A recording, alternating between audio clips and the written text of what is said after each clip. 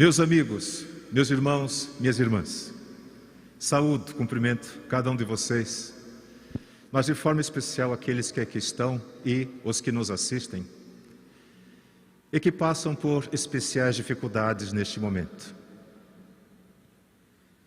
O sofrimento, a dor, a tristeza, os percalços que a vida nos traz,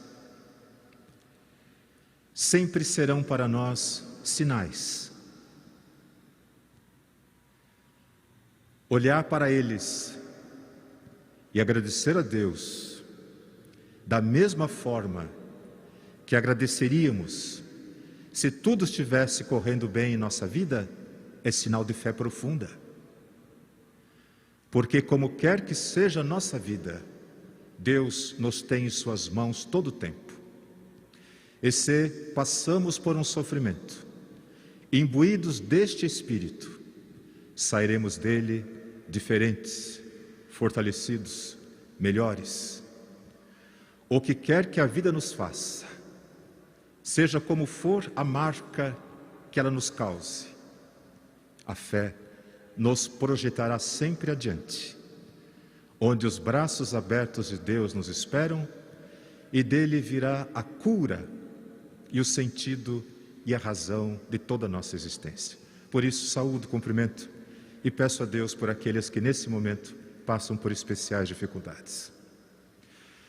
Hoje, nos encontramos com Jesus, que depois de ter feito essa experiência de sair do seu povoado, da cidadela de Nazaré, tendo conhecido outras realidades, vivenciado experiências novas, tido contato com estrangeiros, culturas diferentes, volta à sua cidade natal, num dia de sábado, e como todo bom judeu, sua primeira visita é na sinagoga, que é a casa de oração, onde os irmãos se reúnem para celebrar a fé, pedir perdão e implorar de Deus as graças para que a vida possa ir para frente. Jesus nos educa. A casa de oração, onde os irmãos estão, ali nós nos encontramos a nós mesmos e encontramos também a presença misteriosa do nosso Deus. Portanto, Jesus vai à sinagoga num dia de sábado e, por gentileza, os responsáveis por aquela casa de oração o convidam para proclamar a palavra. E ele abre justamente no livro do profeta Isaías, que nós ouvimos domingo passado. A missão do profeta. Domingo passado, quem veio na missa, ouviu. Hoje é a sequência dessa leitura. Ele acaba de ler, fecha o livro e diz: hoje esta escritura se cumpriu. E aqui há uma sabedoria que nós precisamos perceber. A palavra de Deus é dinâmica, é viva, não é letra morta. Não é história que a gente aprende na escola. A palavra de Deus é fermento, é sangue, é vitalidade. E ao proclamar,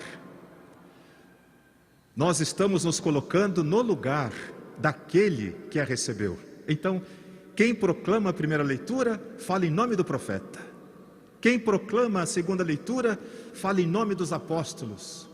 Quem proclama o Evangelho, fala em nome de Jesus.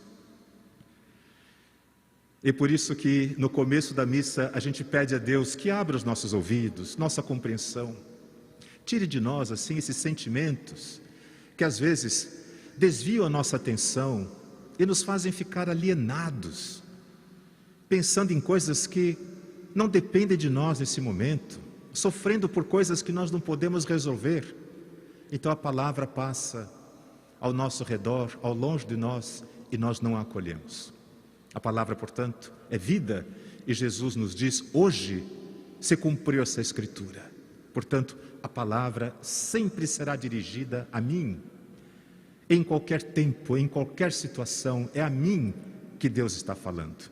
E nós precisamos acreditar e prestar atenção nisso, para que a nossa vida ganhe sentido e a palavra seja de fato essa semente, esse fermento, essa luz que nos fará viver e ser felizes já nessa terra. Mas aí tem um problema. Eles ouviram falar da fama de Jesus, das coisas que ele fez no estrangeiro. A cidade de Cafarnaum fica ainda hoje às margens do lago de Genezaré. Ali é um porto. Vinham comerciantes de vários lugares. Era uma cidade grande, portanto, onde a religião não era vivida como se vivia no povoado, na cidadezinha. As pessoas não se conheciam. E, no entanto, lá Jesus fez vários sinais. Curou os doentes, abraçou e beijou as crianças, falou com os estrangeiros, teve aquele encontro com a mulher prostituída, e assim por diante. A fama dele cresceu. E foi ali depois que ele multiplicou os pães. Então Jesus se tornou um popstar e as pessoas queriam vê-lo. Curioso como nós nos sentimos atraídos pelas celebridades, né? A gente vai no restaurante e tem ali um jogador de futebol, né, Zé Augusto? E a gente não sabe o que fazer para chegar perto e pedir: você podia assinar o guardanapo para mim? E a pessoa está jantando, ela não quer, mas por favor. A gente é atraído pelas celebridades. O povo queria ver Jesus realizar sinais. Mas o que é que ele fala? Lá em Cafarnaum, falando de uma cidade cuja religião não era tônica. Quando houve a grande seca, muita gente passou fome em Israel, mas o profeta Elias foi mandado a uma viúva em Sarepta, no estrangeiro. É linda a passagem, um dia a gente pode voltar a falar dela. Quando houve a lepra em Israel, o profeta foi enviado a Naamã, o sírio, um estrangeiro que nem conhecia a religião dos judeus. Tanto a viúva estrangeira, que não conhecia o Deus de Israel, quanto o general Naamã, sírio, que guerreava justamente contra o povo de Israel, foram agraciados, abençoados por Deus. Mas aqui nessa cidade, eu não posso fazer nada. As pessoas não buscavam a Jesus por conta da sua missão. As pessoas querem estar perto das celebridades, querem também se sentir elas importantes. Acreditam que alguém me disse: eu tenho um primo que é vizinho da empregada do Neymar, lá em Santos. Falei: puxa, seu primo, vizinho da empregada dele. Ele sente importante de dizer isso. Como quando a gente para abastecer o carro e o frentista vem, tira: doutor, vamos encher da especial? Você tem só uma nota de 50 e o cartão de crédito, mas doutor, você põe a grid, pode encher o tanque. Chamou de doutor. A gente gosta dessas coisas. Jesus não se deixa enredar nessas artimanhas. E é por isso que a Bíblia diz que o povo se levantou com raiva contra ele, porque ele lhes mostrou a sua verdadeira imagem. É o papel do profeta, tocar a nossa consciência, nos incomodar. Mostrar que não é pelo fato de que a gente vem à missa, faz novena, acende vela, que isso agrada a Deus. O que agrada a Deus nós vamos conversar sobre isso agora. Então, em primeiro lugar, o profeta Jeremias, na primeira leitura, grande homem, recebeu de Deus esta missão extraordinária: mostrar ao povo o seu pecado, falar das desventuras que a nação corria, dos riscos que um governo aventureiro colocava a vida do povo. Jeremias atraiu a raiva das pessoas, não recebeu aplausos. E nessa primeira leitura que nós ouvimos hoje, ele está para desistir da sua missão. Ele diz: eu quero voltar para minha casa, eu quero ser esquecido. A gente, quando fala de público, em público, um professor, um padre, um pastor, um artista na televisão, a gente costuma receber a emoção que vem da assembleia do povo. Uma assembleia indiferente, fria. Já imaginou ser vaiado depois de apresentar uma música? Todos nós precisamos de reconhecimento. Todos nós. Faz parte de um processo cerebral, límbico, ancestral, animal. O reconhecimento, ele alimenta não apenas o nosso ego, mas o nosso aparelho de imunidade física. Uma pessoa que não se sente reconhecida, valorizada, ela fica tão para baixo que ela perde até as suas defesas físicas, fica sujeita a doença, depressão, tristeza. Então todos nós precisamos de reconhecimento, mas nós não podemos nos deixar mover por isso. Não podemos deixar que a opinião das pessoas decidam a nossa vida, façam as escolhas que nós temos que fazer. Por quê? Porque nós seremos cobrados disso, tanto nesta vida como diante de Deus. O que foi que você fez com a vida que eu lhe dei? Como é que você viveu? Vai dizer: a minha vizinha falava sempre, então por isso, eu fiquei com medo da internet. Deixou de viver por conta da opinião alheia. Jeremias queria voltar para casa. E a primeira leitura nos fala da conversa que ele teve com Deus. E Deus vai dizer a ele aquilo que eu gostaria que vocês ouvissem, como se fosse para vocês, cada um de vocês, assim como eu ouço isso para mim. Antes que eu te formasse no ventre da tua mãe, eu já te conhecia. Eu te chamava pelo nome. Eu te amei antes que teus pais soubessem da sua existência. Deus, que nos criou a cada um de nós, do nosso jeito, com as nossas falhas, nossos defeitos, nossos vícios. Eu já te amava antes de te formares no ventre da tua mãe. Você já era meu. Não se esqueçam disso. Isso ele diz para cada um de nós. E ele vai dizer: se você tiver medo, eu te farei tremer. Então, a palavra de Deus é: não tenha medo. Não tenha medo de viver. Não tenha medo de ser feliz. Não tenha medo de mudar. Não tenha medo de recomeçar. Não tenha medo de dizer não. Porque se você tiver medo, eu te farei tremer.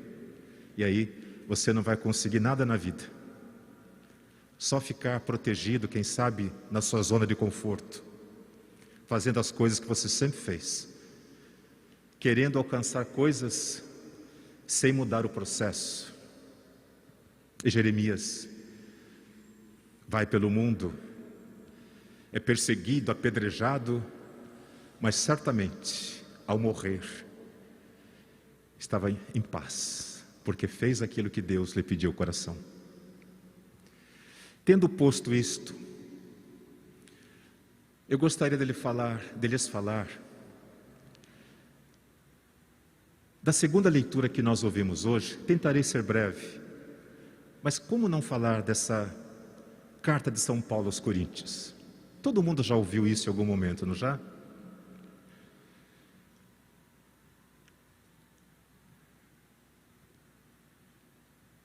A palavra caridade vem da língua grega, caritas, porque o Evangelho, a maior parte dele, foi escrita na língua grega, e nós tivemos que fazer um esforço para traduzir para as diversas nações, as diversas línguas.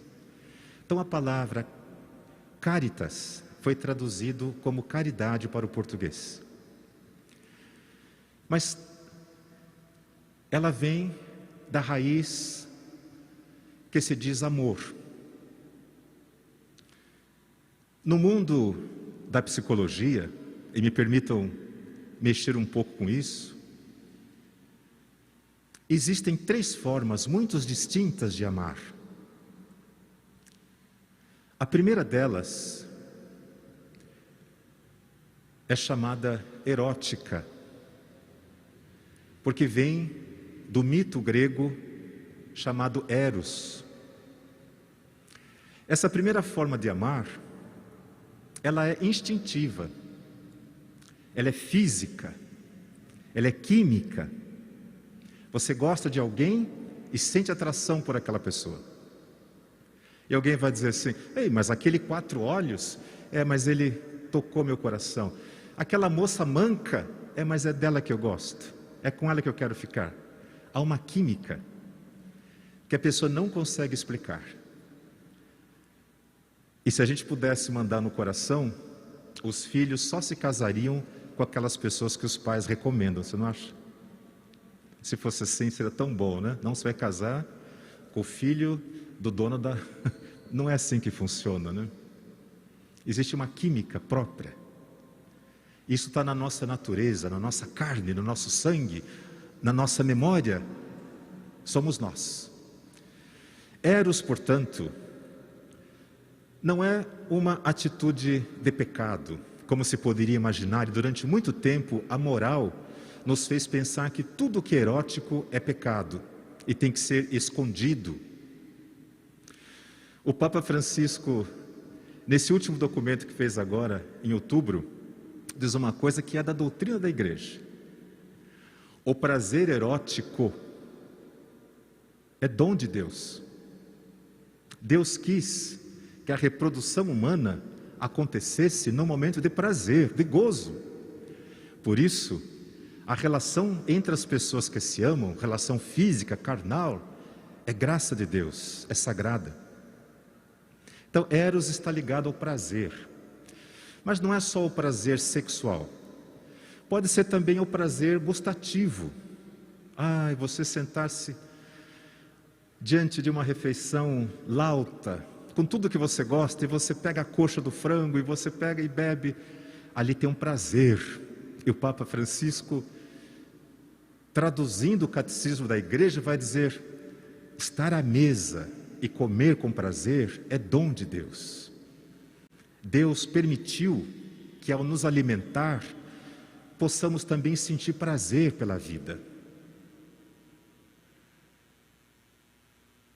A primeira forma de amor, portanto, é entre 2 pessoas. 2 pessoas que se encontram, que se sentem atraídas uma pela outra.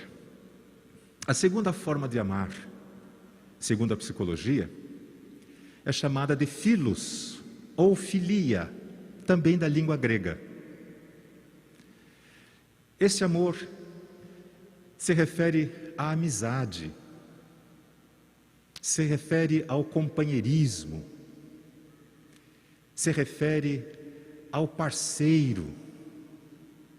Por exemplo, é o tipo de amor da família, o tipo de amor da comunidade, é o tipo de amor que se espera daquela pessoa que trabalha com a gente, que compartilha sofrimentos, alegrias. Filia. E a terceira forma de amar é essa que São Paulo apresentou hoje, chamada caritas, traduzido para nós como caridade. É uma forma divina que só em Deus se pode encontrar. Problemas. O amor erótico, que serve para despertar a paixão e unir as pessoas, ele pode extrapolar. Esse amor deveria ser para que as pessoas se encontrassem. O casamento, como sacramento, é a forma que a igreja encontrou de proteger esse primeiro amor. Por isso tem essas leis do casamento.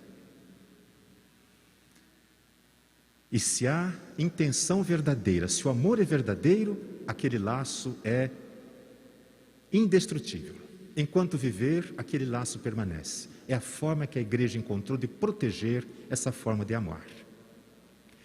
Agora eu chamo a atenção de vocês para o seguinte: nós somos frágeis.